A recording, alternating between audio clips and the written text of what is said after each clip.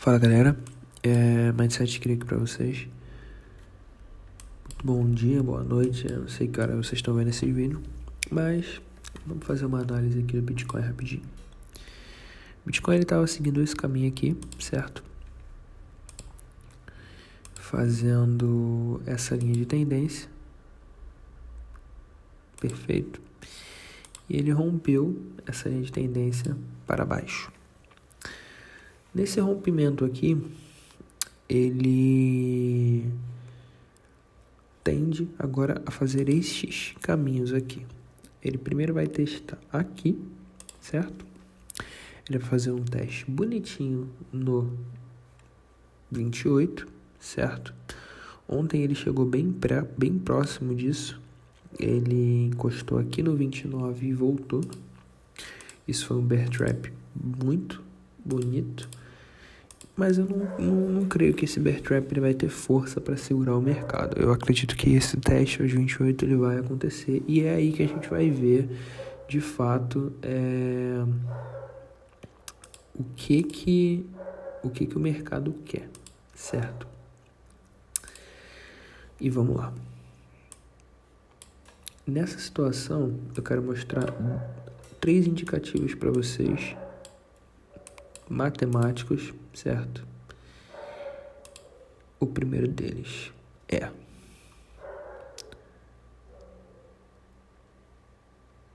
a Fibonacci. Felipe, por que você está jogando a Fibonacci tão longe? Por quê? Repara bem o canto inferior esquerdo. Ele é exatamente o momento que começou a alta. Por quê? Porque depois desse período aqui, o preço não retorna para cá nenhuma vez. Então a gente tem esse ponto aqui como o início da alta do Bitcoin. Com isso a gente tem primeiro o valor esse aqui, que é o 31 mil, né? 30.600, 31 mil, uma zona de suporte. Você olha o nosso gráfico aqui de agora, certo? Uma zona de muita demanda, muito volume, certo? E uma zona de suporte bem respeitada aqui pelo gráfico. Porém, a gente analisa o seguinte: 22.500 é outra zona da Fibonacci, o que significa que é o ponto máximo em que nós podemos cair. Porque se ela romper esse ponto aqui, o outro ponto vai ser o anterior à sua queda, que seria os $9.000 por unidade. Isso aqui eu já acho bem improvável, que se o Bitcoin chegar aqui, eu acredito que vai ter uma histeria coletiva no mercado. E aí, sabe Deus se um dia ele volta pelo menos a valer metade disso, se ele voltar a 9 mil. Então, 20 mil eu acredito que pode chegar sim, certo? Pode chegar sim. Mas antes do 20 mil, ele vai enfrentar 2 vilões. O primeiro vilão é o 28 mil, que eu acredito que ele deve testar amanhã, ou talvez depois, mas eu acredito que vai ter um teste sim. E o outro está aqui nos 24.500, certo? São os 2 vilões que o Bitcoin vai ter que enfrentar, os guardiões, né? Já que a gente quer que ele suba, são regiões que podem segurar o preço. Eu acredito que a que mais tem chance de segurar o preço é o 28 mil. Se ele romper esse 28 mil, eu acho que os 22 mil é um cenário bem possível. Lembrando que isso vai acontecer em câmera lenta. Vai ser assim, ó. Vai ser em câmera lenta até encostar ali. E aí, se tiver que reverter, vai reverter em câmera lenta também. Literalmente vai ser isso. Lembrando que se ele chegar até a casa dos $22.000 por unidade de Bitcoin, eu acredito que não existe mais alta do Bitcoin acima de 60 mil ainda esse ano. Acredito que vai, mas não esse ano. Acredito que esse ano, se ele recuperar, ele vai recuperar no máximo até uns 40 mil. Acredito que mais do que isso é bem improvável. Lembrando que, né, a gente não tem controle do mercado. A gente tem aqui dados e o mercado ele é incontrolável, o que significa que eu posso dizer que não vai acontecer e o mercado fazer acontecer. Por isso que a gente sempre trabalha com uma especulação baseada em dados, estatísticas e indicadores financeiros, certo? Que é isso que eu estou trazendo para vocês aqui e vou continuar trazendo ao longo desse vídeo, certo? Fibonacci foi apenas a primeira e a segunda que eu quero mostrar para vocês, que é um indicador financeiro técnico extremamente eficaz, se chama MACD.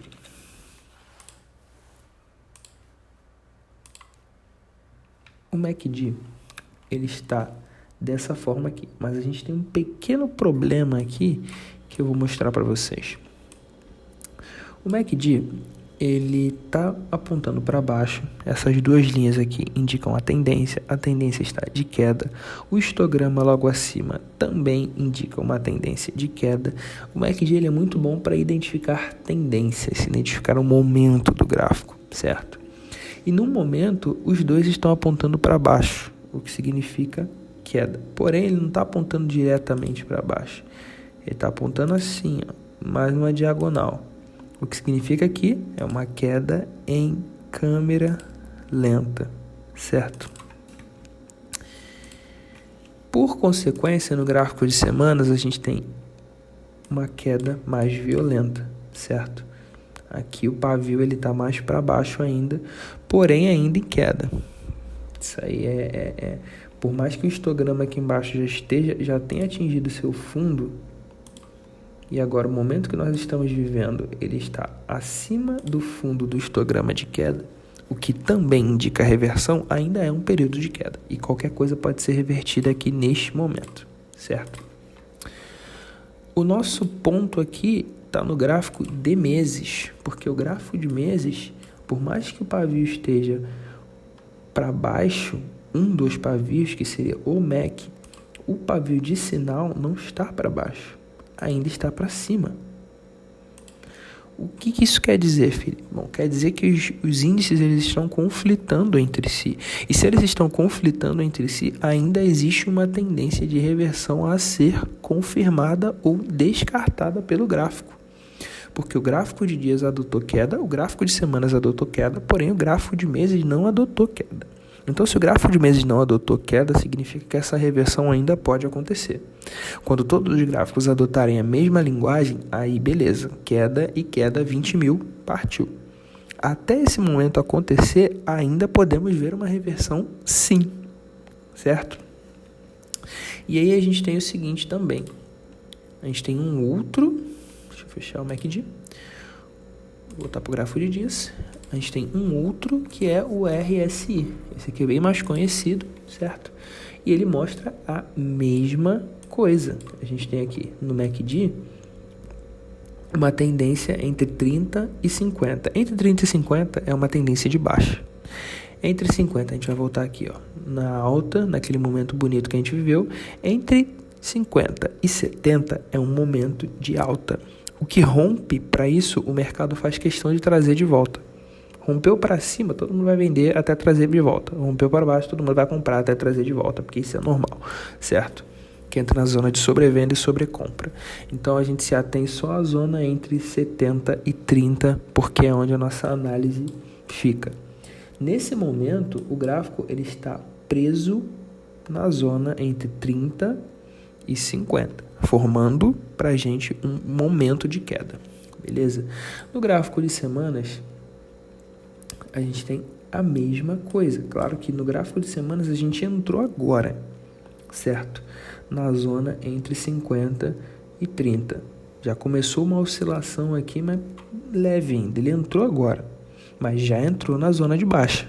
Ok? Ok. No gráfico de meses, não. O gráfico de meses ainda está lá em cima. O gráfico de meses ele nem sequer olhou para a área dos 50 da RSI. Novamente, outro indicador mostrando que uma reversão é sim possível.